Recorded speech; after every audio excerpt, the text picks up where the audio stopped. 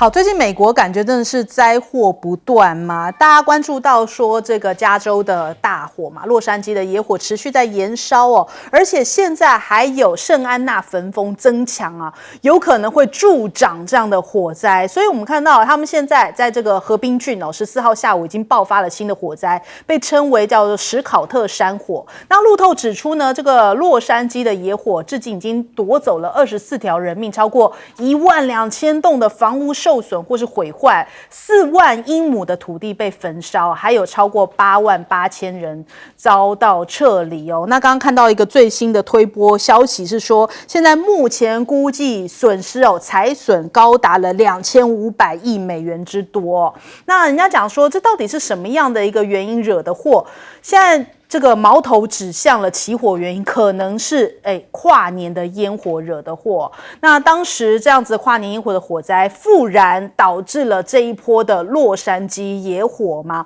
那我们看今天还有这样的一个报道，他就讲说，一个美国怎么出现了2个世界的情况，一方面是加州持续受到这样野火的侵扰，但是呢，中部啊、东部啊多州又遭到了暴风雪的影响哦，所以大量的降雪跟低温的天气其实对于居民造成非常严重的生活威胁。你看，一边是这样子烧的这样子啊，这个燃烧的野火都灭不了，一方面暴风雪也造成了一些灾害啊。所以我们看看这一次川普怎么说呢？他说他其实看到了一些画面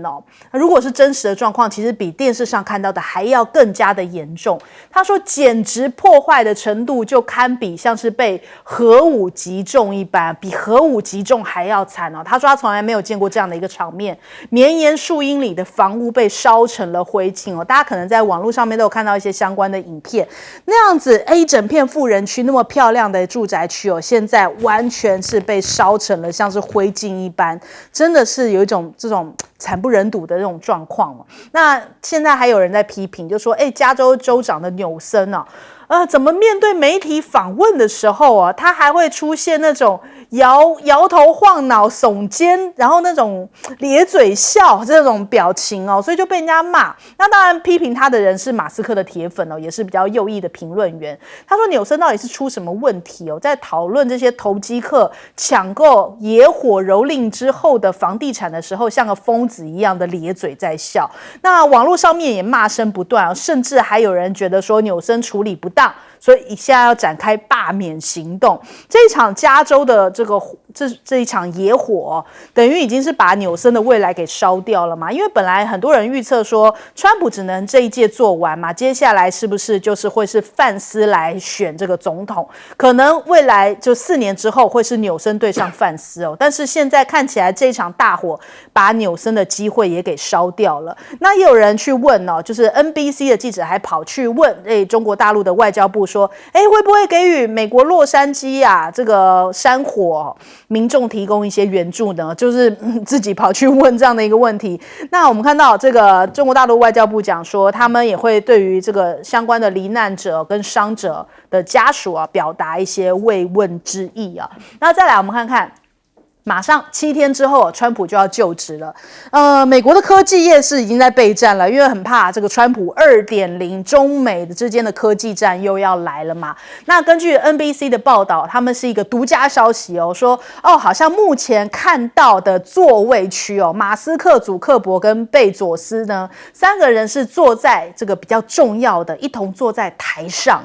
相当被重视那所以你看，马斯克还在他的 X 上面讲说，能够有如此凸显的位置他倍感荣幸。但是相较之下，辉达执行长黄仁勋他就讲说，最近没有被邀请到海湖庄园所以他还没有见到川普。那但是他说他希望有朝一日可以去那边，然后跟川普当面祝贺一下。那但是呢，现在我们看到这一个辉达的黄仁勋他本周其实是要到中国大陆去啊，要去这个北京，还有一些这个大城市哦，要去走动走动。但是，我们台湾媒体最近报道都是说，他要周五的时候要来台湾吃尾牙，但是他去北京的行程倒是非常的保密哦。但是他应该是先去了大陆之后再到台湾，因为现在要面临到的就是川普可能接下来 AI 晶片的限制会是延续拜登的做法呢，还是会有一个新的可能会是比较针对性采取不同的态度吗？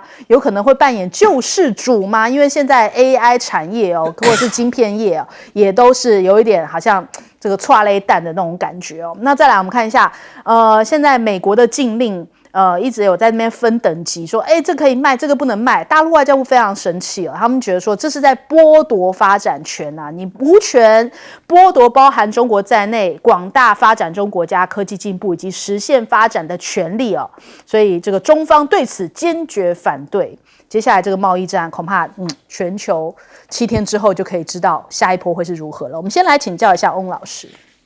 事实上我们看到包括了这个，先从拜登这个加州的野火开始说起，我们必须说现在进入到一个政治的口水战，但是这毫无疑问，这非常符合逻辑。所谓的符合逻辑，就是川普或者是现在的美国的民主共和两党的政治之争。那当然，在加州的野火呢，坦白说有天灾的部分，但是真的完全没有人祸吗？其实很难这样说。应该是说，在加州的州长纽森，确实加州有天时地有足够的丰富的资源，所谓的资源，至少非常多的有钱人，税收也是非常非常惊人的。可是呢，在这一次的野火当中，事实上州政府的表现确实是不如人意，而且在水的这些调度之上呢，虽然啦，川普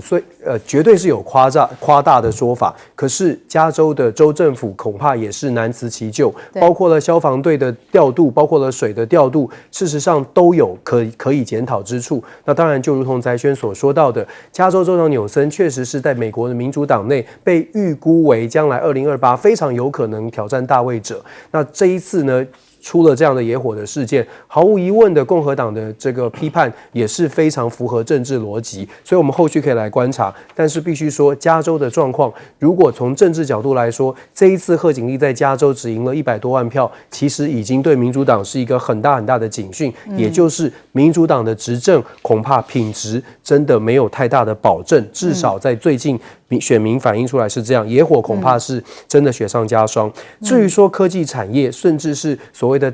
企业大佬大亨们，在川普就任的时候都坐在关键的位置。其实我们看到最近这一波，川普当选之后，过去可能跟川普不是有这么好关系的，脸书的 Meta 的马克·祖伯格。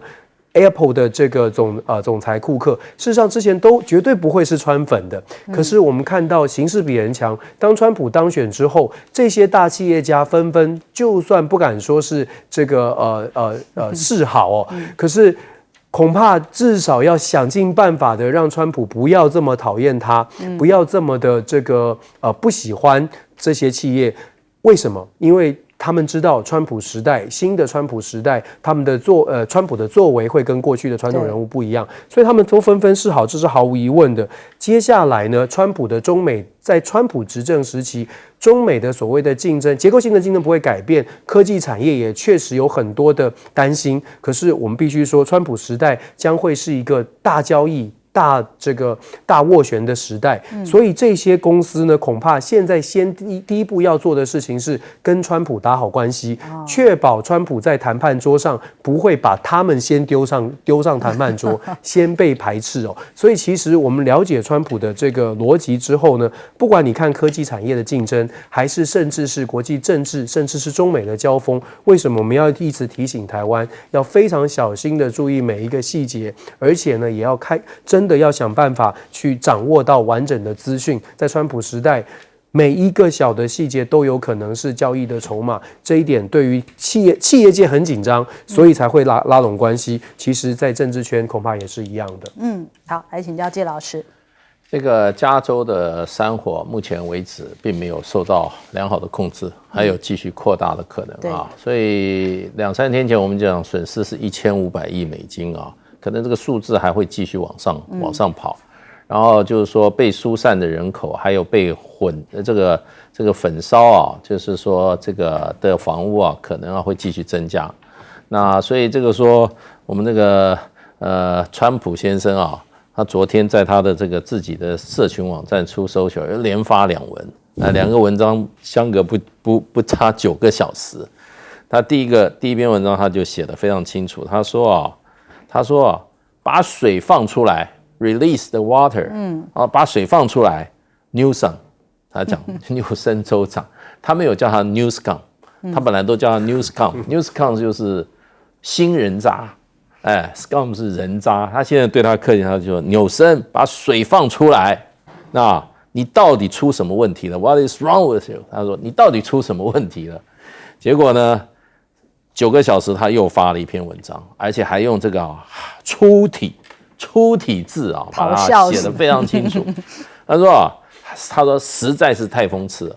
加州的合法的居民啊，他们乖乖的缴税。让这个州政府呢能够来保护他，这些很多缴的税也到了加州的什么消防局，所以消防局应该来保护他。可是呢，加州州政府把这些钱用去干嘛？用到的这些非法移民的身上，帮他们安置。然后呢，现在呢，他说他是很奇怪的，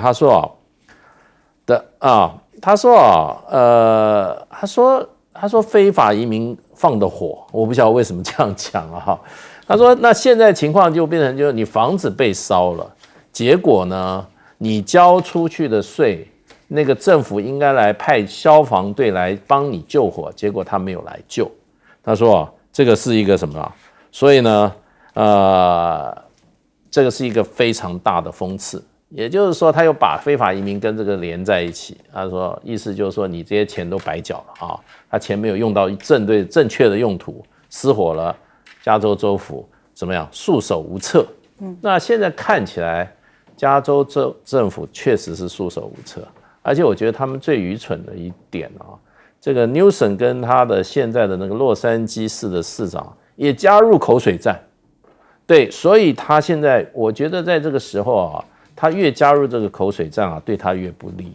因为大家这个时候就要看到他们去积极投入这个救灾嘛。然后呢，已经被烧掉房子这些灾民，你将来要怎么处置？这些都是很大的问题的啊。所以我觉得真的这一场火啊，很可能就把这个共和党啊，民主党多年来在加州这个独霸的这个地位啊，可能会动摇，甚至在这个未来的州长选举里面那么很可能会让民主党付出惨痛的代价。好，请教舰长。我们现在看到的美国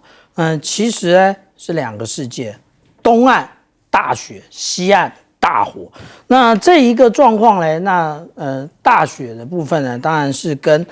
现在的有关于北极的这一些气流南下有关。那至于说西部的大火呢，其实除了原来加州就较为干燥之外，另外也就是我们前几天在节目里头讲过的圣安娜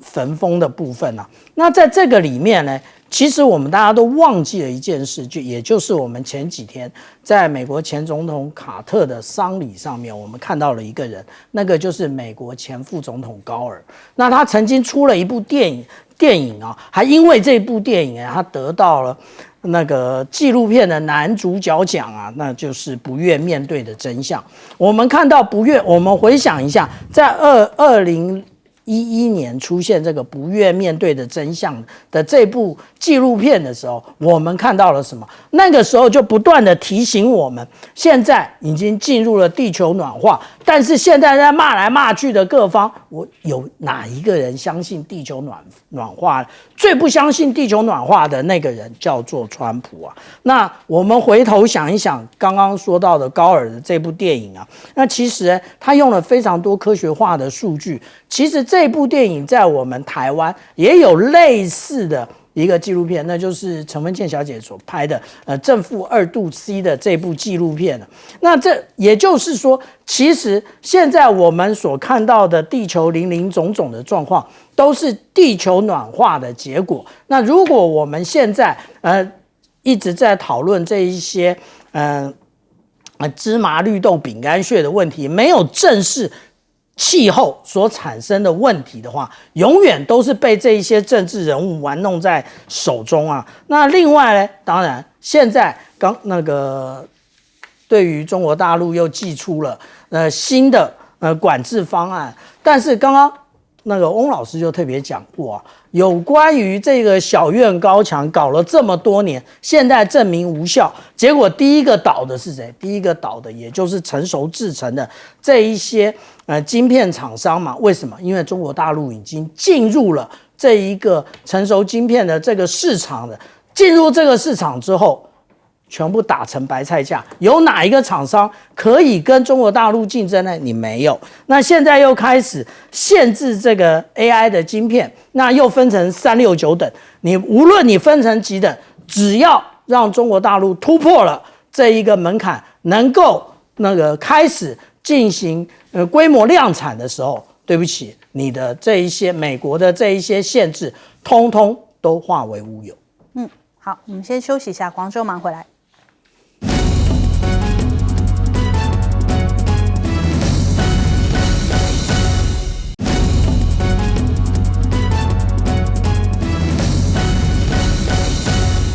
好，最近真的是出现了小红书难民潮哦，主要就是因为这个星期天19号呢 ，TikTok 在美国这边就要关啦，所以大批的美国的 TikTok 的网友哦逃难啊，要逃到小红书那边去哦。那现在传出来，本来是说 TikTok 为了要续命要卖给马斯克，但是后来 TikTok 又否认了这件事情，因为他们主要他们可能这个演算法并不想要外流，所以他们不愿意出售 TikTok。那但是呢，我们看到中国大陆是不是已经有反制动作了？当然，这个是媒体报道，就说，现在好像中国大陆在模拟要猎捕星链哦，12个小时可以摧毁1400个卫星哦，他们是有这样的一个模拟行动哦。那这个感觉好像这个时机点非常敏感，因为传出马斯克要买 TikTok 的消息，就立刻有这样的一个模拟行动。但是呢，我们看到《华尔街日报》就讲说，这个马斯克你现在最不需要的就是 TikTok 啊，因为你现在应该要赶快因应汽车产业的格局变化，你应该专注在自己的本业才对啊，不要想东想西的。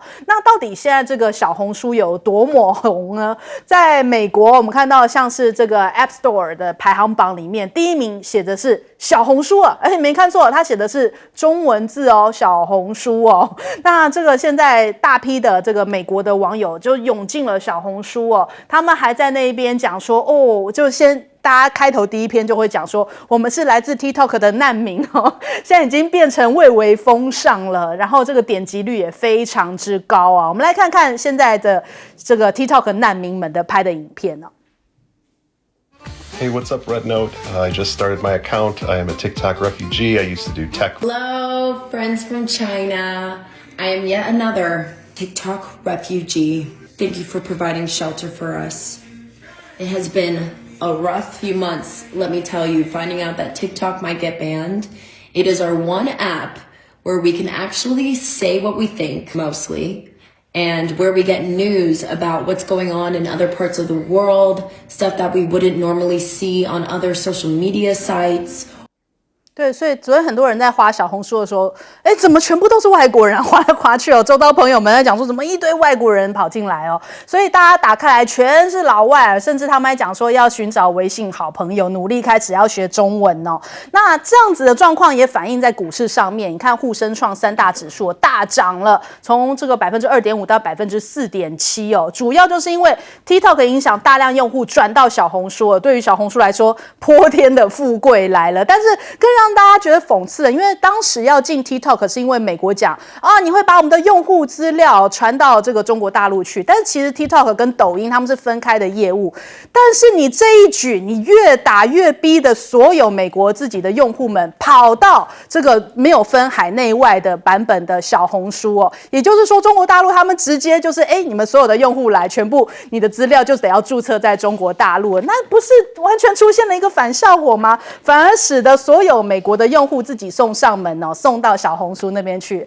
甚至还有一些人在拍片哦，就说我把我的资料全部都送过去，不要进我的 TikTok。但是因为对于他们来说，他们根本不在乎这些，也觉得美国好像有点危言耸听哦。那再来，我们看一下，川普现在要设立对外税务局哦，说要征收外国的关税哦，包含了什么税收啊、税费啊、收入啊，甚至呢说接下来的采取方式哦，会以每个月上升2%到5%的方式来增加。那这对于中国大陆哦，现在目前有一些预估啦，这经济学家在路透社的这个报道里面讲说，恐怕会使得大陆的经济增长速度放缓到4.5%哦。那本来原定是5%，可能会下降0.5个百分点左右。那首先我们来请教一下介老师怎么看？其实我觉得 TikTok 应该是根本不会对美国让步的啦。这个传出来说是让马斯克，我觉得后来 TikTok 他公司也出来辟谣嘛，就是一些假新闻啊。我觉得他们都不太了解这个 TikTok， 就是说它全球的营运状况跟它的政策，跟 TikTok 在美国扮演什么角色哈。如果看得很清楚的话，我觉得 TikTok 根本不必急。为什么 ？TikTok 现在2024年最近做的调查，它的全球用户20.5亿人，20.5亿人。美国并不是 TikTok 最大的用户，就境外哈，中国以外境外最大的用户，第一名是印尼，第二名是美国，它数据跟第三名巴西差不多，第四名墨西哥，所以呢，美国的这个 TikTok 里面大概就是占 TikTok 用户，它就1.7亿人，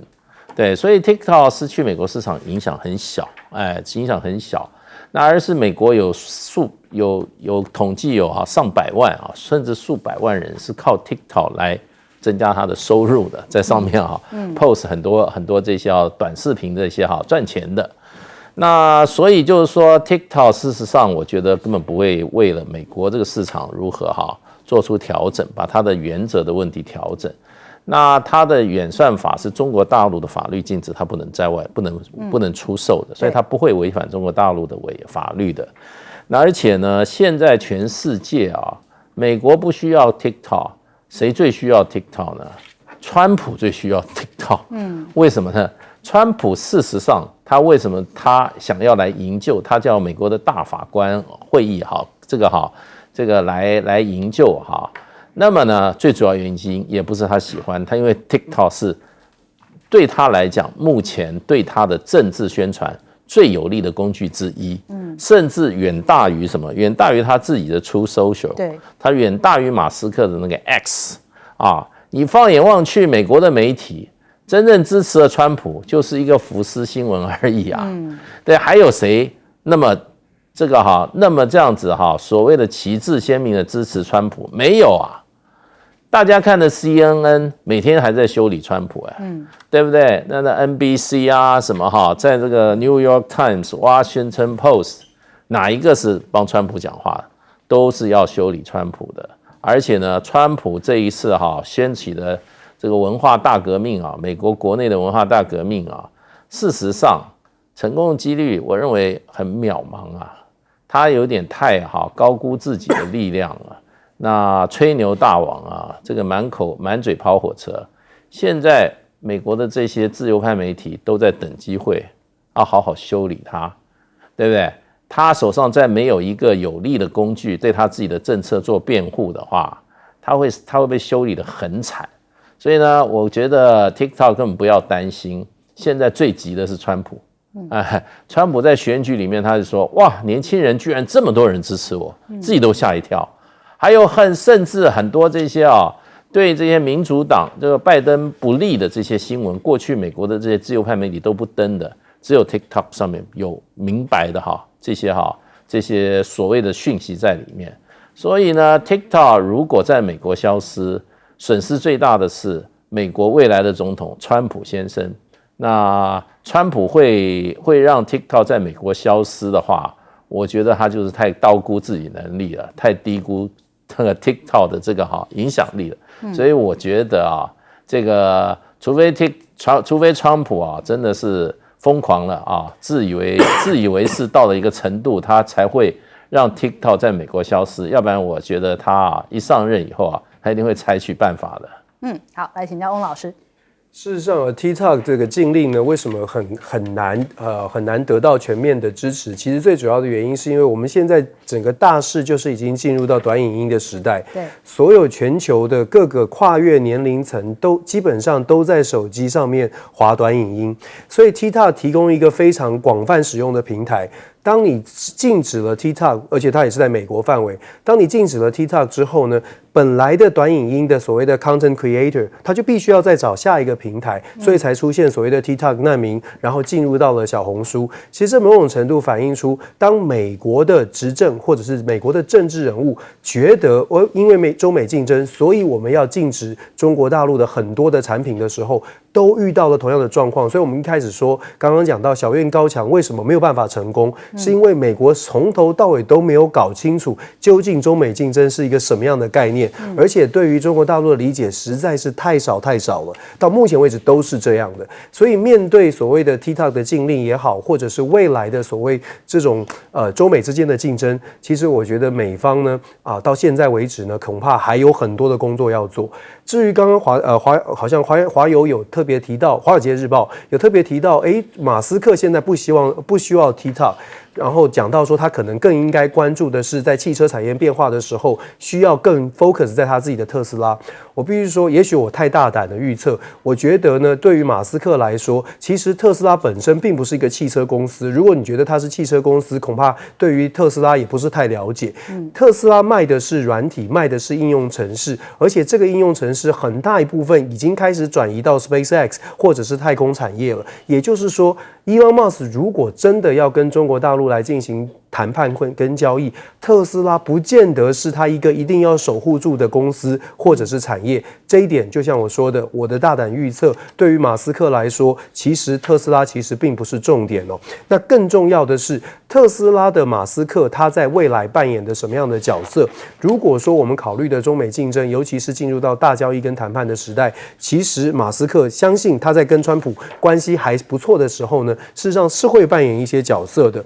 那至于说整个未来的，就说川普的时代，对于关税啦这个部分会不会来做调整？川普一定会增加关税，可是会不会有，或者是能不能够增加到他所号称的60%？现在看起来难度非常高。当然了，川普我们说了，他一定会增加关税，可是，一样大谈判跟大交易的时代，究竟会增加多少？其实这个跟后来的谈判斡旋有关。台湾也不需要特别，或者不用特别期待说川普会跟这个北京硬碰硬到底，因为川普的商人性格，什么事情都可以瞧的。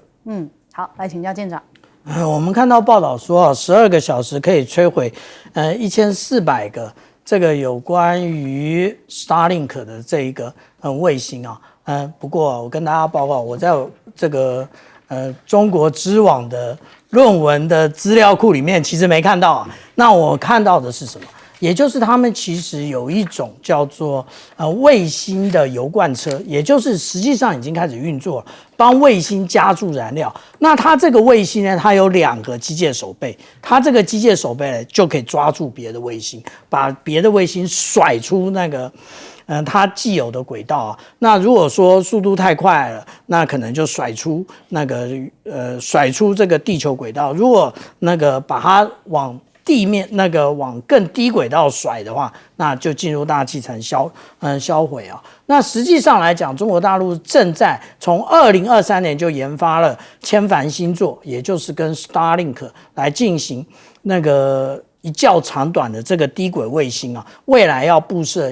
15000颗啊，而且实际上来讲，它现在已经在不断的发射这个千帆星座卫星，而且就是类似当初马斯克所进行的啊，也就是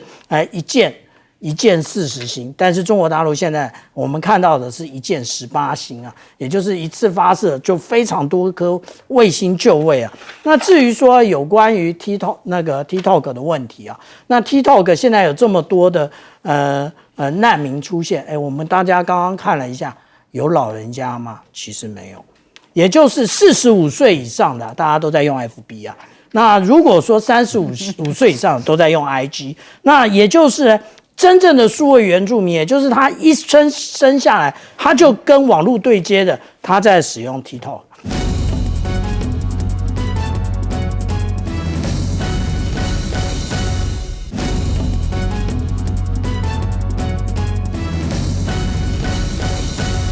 来关注啊！全世界现在最新的一个关注点就是尹锡悦真的倒台了。这个尹锡悦被捕哦，现在南韩的检方证实哦，在今天韩国时间上午10点33分，以涉嫌内乱罪哦逮捕，因为他这个突袭实施戒严令的尹锡悦。那后续尹锡悦的车队哦已经开出了总统的官邸啊，前往公调处调查室接受讯问。那尹锡悦的律师就讲到了，他说尹锡悦是有点好像顾全大局哦，为了避免进一步的冲突呢，主动出席接受调查，所以他是自己走出来的。那我们看看尹锡悦被捕之后也首度发声，但是这是他事前先预录好的一段影片哦，他控诉国家法律瓦解。我们来看看。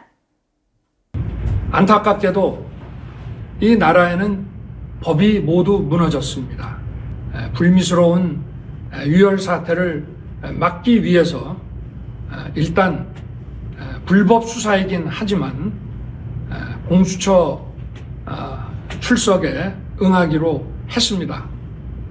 그러나 제가 이 공수처의 수사를 인정하는 것은 아닙니다. 好，自从他宣布戒严至今哦，已经是43天，结束了43天的闹剧哦。那尹锡悦也成为韩国宪政史上首位现任总统哦，这个被逮捕的这样的一个角色哦。那我们看这个尹锡悦倒台，等于说韩国跟比较亲美的这一派呢，算是一个倒台的状态哦。那日本也开始出现了转向吗？中日的这个执政党进行交流哦，日本的自民党的干事长呢，森山裕指出，这个中日的关系前进需要具体的成果，要求现在大陆是不是可以撤销这个东京电力这个福岛第一核电厂处理排放废水之后所实施的日本水产进口的限制哦？那有一些这样的交流，希望能够跟这个中国大陆的关系更加的改善呢。除此之外呢，他们也跟解放军的东部战区的代表哦，接下来会有一个碰面，就是他们这个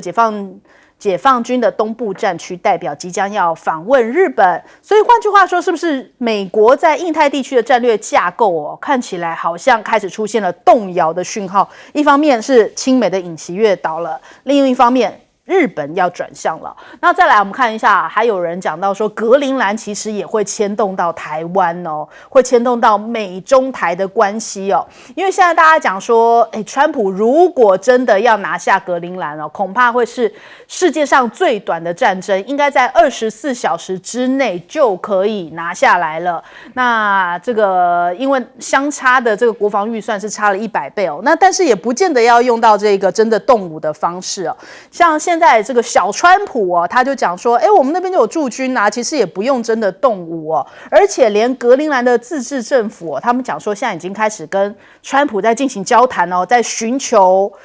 找可以合作的机会。格陵兰他们自己的民调甚至有一个很夸张数据哦，57.3%是支持并美的，所以呢，哇，这看起来这个讯号释放出来，搞不好真的会有这样这个整并的可能，变成格陵兰纳入美国吗？那我们看到有一些这个美国的外交官员哦，他们讲说，其实呢，川普啊，真正的意图是要防止这个中国大陆哦，这个跨足到北极这一块哦，所以他才积极的要拿下格陵兰。但是呢，纽时这边我们看到这个专栏作家弗里曼就写世界是平的这一位哦，他讲说不要开这个格陵兰的玩笑，因为呢，如果这个美国总统决定要拿下格陵兰的话，就等于明确的表示呢，给中国大陆一个许可证，就是默许中国大陆对台动武，或者是要拿下台湾。那再来看看解放军让苏立文睡不着，他说他回顾过去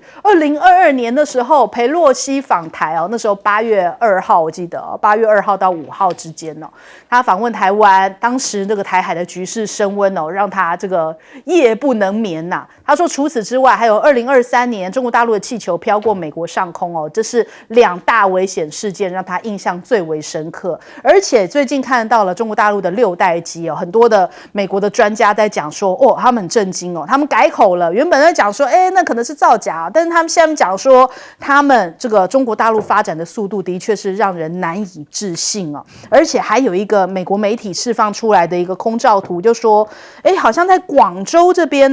的中国大陆一个造船厂发现到至少有3艘神秘的2栖登陆舰他们可能是为了登陆台湾而设计的那可能是3艘到5艘左右。那现在看起来，他们从空拍图来看，这个机尾有一个开放式的平台，可以让装甲车快速抢滩有利于应付台湾西部沿岸复杂的地形，对于台湾的军事防卫造成压力。这个首先我们来请教一下介老师怎么看？其实尹锡悦他今天会被这个逮捕应该说是大势已去因为他是要所谓的奋斗到底的为什么会放弃他自己原先的主张就是说束手就擒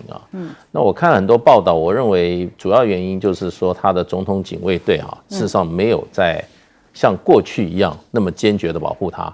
那公调处还有这个警政署的人员进入到总统的官邸据说是没有受到任何抵抗所以呢他过去是有人好像是靠这个所谓的这个总统警卫队这支私人军队在保护他。那现在这个总统警卫队现在既然没有强烈保护他的意思我觉得他也没有什么反抗的能力了，所以呢就只好他就说他接下来他接受调查。那会不会被这个拘留收押，这个是另外一回事了。起码他现在接受这个调查，那么被带到这个公调处去调查。那照韩国宪法法院的这个行程昨天他们已经开了第1次的这个辩论庭，那尹锡悦没有去。可是尹锡悦的律师之前就说了，他说尹锡悦会在适当时间会出席这场法院的审理的这个审理庭。那不过呢，他们要求就是说考虑到就是说尹锡悦个人的人身安全的问题。我想现在既然尹锡悦他都已经今天15号嘛，他一上午他就已经被接受调查以后看起来他明天他去亲自出席这个宪法法院的有关这个所谓的他的这个戒严案的这个引起的弹劾案的审理的这个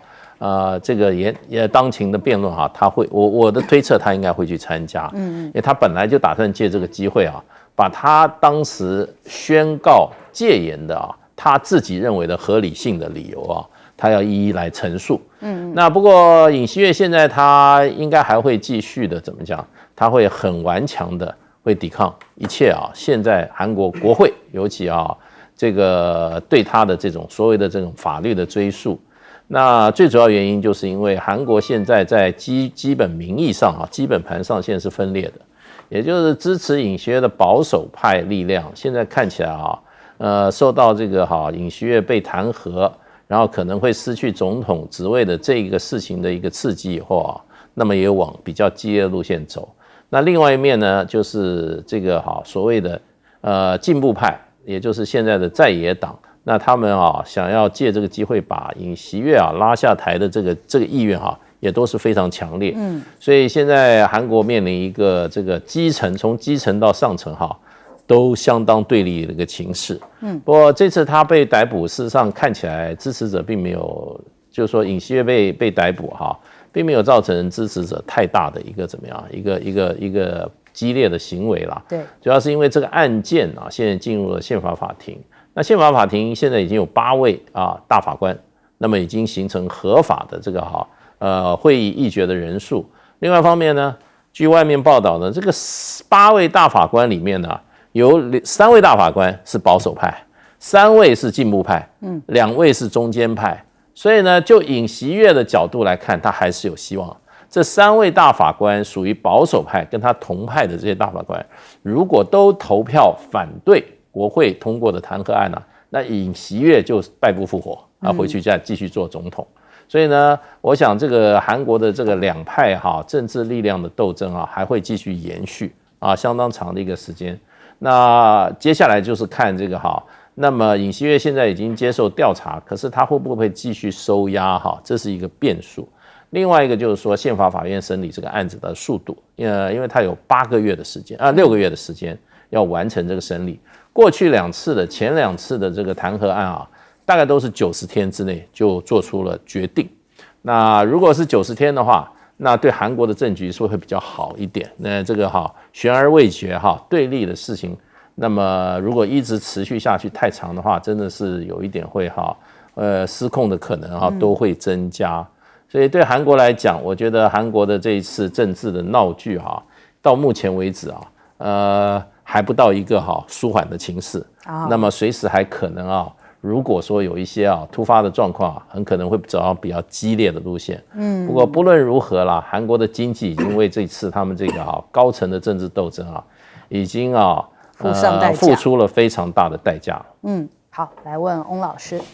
是韩国总统尹锡悦成为韩国史上第一个在任内被逮捕的，或者是被要求被逮捕的这个总统事实上，他就已经凸显韩国的内政可能在所谓的政治斗争上面民主的情况出现了一些动摇那我们看韩国呢，其实不只是看尹锡悦他出了状况，其实韩国牵一发动全身，它整个影响了东北亚的局势，尤其是美国在拜登时期一直强调的所谓的这个美日韩3国同盟。当尹锡悦下台之后，第一个遇到的挑战，或者第一个做出反应的，其实就是刚刚翟轩你分享的日本的新闻。你看日本看到了韩国出现了动摇，日本本身跟韩国之间的关系就有一些历史的恩怨情仇。过去拜登是强加力量把这2个国家携手合作，看起来像是携手合作，可是你仔细去询问，不管是政治精英智库，大家都知道日本韩国的关系绝对不会因为美国的强加介入就真的变成了惺惺相惜。相反的，当尹锡悦的政权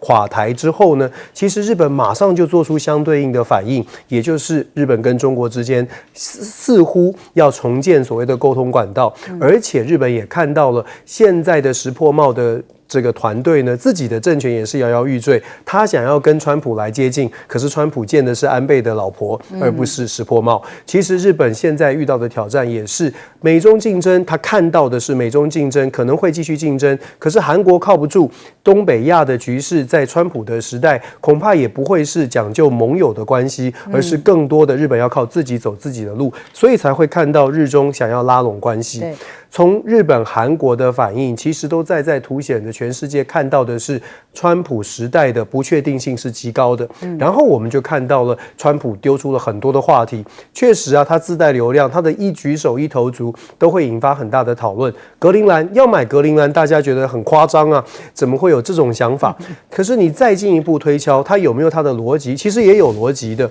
因为格陵兰有它的重要性，至少有2件事情很重要。第一个是全球暖化之后的北冰洋变成一条可以走的航道，这一点舰长一定更是了解的。再来呢，格陵兰有可能拥有非常关键的稀土矿产，这一点呢，在中美的竞争当中，如果继续要发展中美竞争，而且真的要能够战胜中国大陆的话，其实美国靠着所谓的小院高墙基本上是做不到的，因为稀土大部分的矿产仍然在中国大陆手上，也就是拜登的这个川普的这个论述，拿下格陵兰，虽然有自由派的Freeman 跳出来反对，甚至是讲说这样子呢会造成可能全球的政局的改变，甚至是有可能造成整个中国大陆起而效尤。问题是很现实的是，共和党会说对美国利益有利啊。如果美国可以拿到稀土的开采权，格陵兰属于美国，或者是至少是成为美国非常可以控制或者是掌控的，对美国绝对是有利的。川普他的100%的要求是买下格陵兰，但是如果做不到100%，做到50%，也就是格陵兰让美国可以大幅的来管控，那甚至格陵兰的人民也许也不排斥这样的想法。事实上，川普是大加分的，再加上我们刚刚讲到几项利益，然后川普觉得他可以搞得定中美关系，相对来说，我们刚刚看到的新闻。苏立文说他睡不着，其实就反映了小叶高墙其实没有效，而且其实民主党政府呢，尤其是苏立文过去这段时间，他还讲到了这个所谓裴洛西访台让他睡不着。其实我们一直都在强调，美国的政治精英圈真的了解所谓的中国，或者真正了解亚洲局势的，其实真的有限。即便是苏立文，他都会因为这样子而睡不着，代表着是他对于北京的判断，并没有让他有胸有成竹的把握。我坦白说，他对于北京的了解恐怕也是非常有限。这一点呢，那对比于现在的川普，现在的美中的关系为什么让大家紧张？是因为刚刚说了，苏立文拜登政府搞不定，也不知道怎么处理。川普是觉得自己可以搞得定，可是真的吗？事实上，军事的发展等等事实上中美之间的差距确实是越来越小。这一点在接下来这4年竞争会白热化，但是川普的处理方式会把美中带到所谓的大交易、大谈判时代。台湾真的要非常把关注赶快搞清楚，究竟在这样的一个大谈判、大交易时代，台湾有什么筹码在手？好，来请教舰长。讲到这个6代机的部分那之前美国五角大厦的新闻副秘书呢，他讲说没有评论了，而且呢，他祝大家佳节快乐。那但是我们这样看现在对于针对这个6代机讨论的这一些美国的将领越来越多那我们手上看到的这一张其实呢，也就是美国的专业杂志专门在讨论飞行的他就讲到说，爱德华兹空军基地的指挥官警告，解放军呢，事实上是有史以来规模最大，而且是最现代化的军队。那这一个部分呢，它不是只有用形容词它用了名词，而且它用了数量。怎么说这件事呢？我们看到他讲到说，2027年在这个国际换日线以西国际换日线以西就是等于从第3岛链以西全部。那他讲说，美国的军事部署中国现代化的战斗机数量要比美国多12倍，这就是我讲到它是有量词的那而且呢，第5代战机的比例是5:3，海上巡逻机的数量，也就是我们讲到舰载机的数量比美国多3倍。那这是我们看到说这一个基地的这个指挥官呢，其实他担负的是什么责任？其实他就是不断的在测试美军的新装备然后他每年做了7400多项的一个任务，然后有2000项用于测试。然后他讲说，这个解放军的进步有多快，其实是前所未有的。那国家利益杂志他就讲了另外一件事情。另外一件事又是讲什么？这美国只要讲到史波尼克时刻就代表了真的是那个鸡皮疙瘩起来了他这边讲到说其实中国大陆现在跟美国进行这个军备竞赛。哇，这个厉害！上一次军备竞赛可是美国总统雷根透过这个 SDI 计划，然后把整个那时候的苏联搞垮了。现在原来中国有这么大的实力，其实不是如此，而是中国大陆汲汲营营的来进行这个有关于它的攻防兼备的一个准备。那至于美国呢，一天到晚花一大堆钱，支援这里支援那里，然后搞一大堆无用的举措，然后现在我们又听到了讲一大堆那个言不及义的事那所以我们这样讲有关于这格陵兰的部分，我个人相信其实他们最可能的，也就是像马绍尔群岛、像帛琉一样，变成一个自由联合协定下面的一个附属国。